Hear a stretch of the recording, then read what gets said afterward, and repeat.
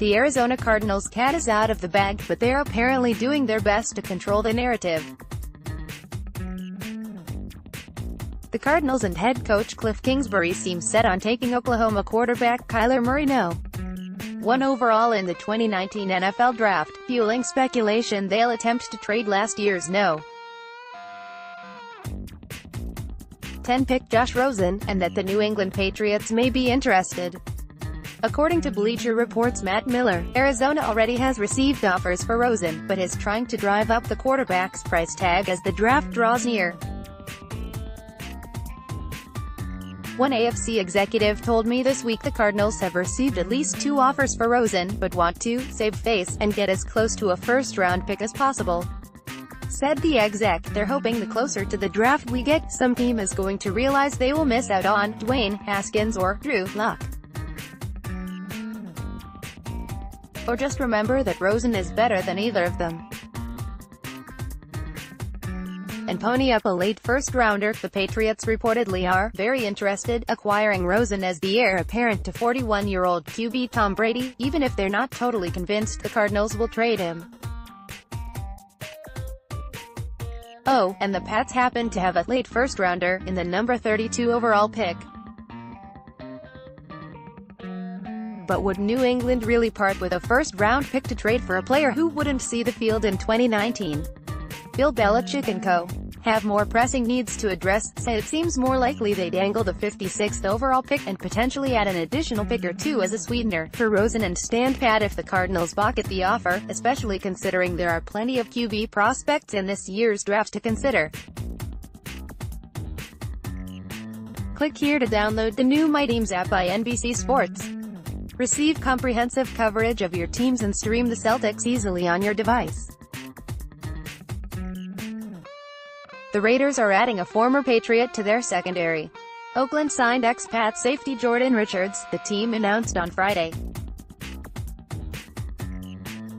We have signed Jordan Richards, https://t.co/Q7weekirksdow. The 26-year-old spent 3 underwhelming seasons in New England before being traded to the Falcons prior to the 2018 season. In Atlanta, he started in 12 games and set career highs in tackles, 37, and passes defense, 3. Click here to download the new My Teams app by NBC Sports. Receive comprehensive coverage of your teams and stream the Celtics easily on your device. Bill Belichick was born to be a football coach. He learned the game at a young age from his father, an assistant coach at Navy, soaked up its nuances as a player through college, then immediately began his NFL coaching career in 1975. But what was his message to protege Nick Saban as head coach of the Cleveland Browns? Coach less. Here's Saban, who spent 4 years as Belichick's defensive coordinator in Cleveland from 1991 to 1994, at an Alabama press conference Thursday explaining a valuable lesson the New England Patriots coach once taught him. Hat tip to our Tommy Curran for sharing. Nick Saban with a quick story about getting chewed out by Bill Belichick for coaching too much. His message to Saban, let the players play. The mantra of ABC, always be coaching, can hinder players' ability to succeed on game day. Movie camera at BoomInsider. Pic.twitter.com/RepDateEchoSheep Danny Schechter Eagle, at Coach Shaq, April 4, 2019. Sometimes players are kind of depending on that reinforcement all the time in practice, Saban began. In a game, there's no coach out there. I coached like that when I was an assistant. We'd have a scrimmage at the Cleveland Browns, and Belichick would chew my butt out, man. He'd say, let the players play, and I was like, wow.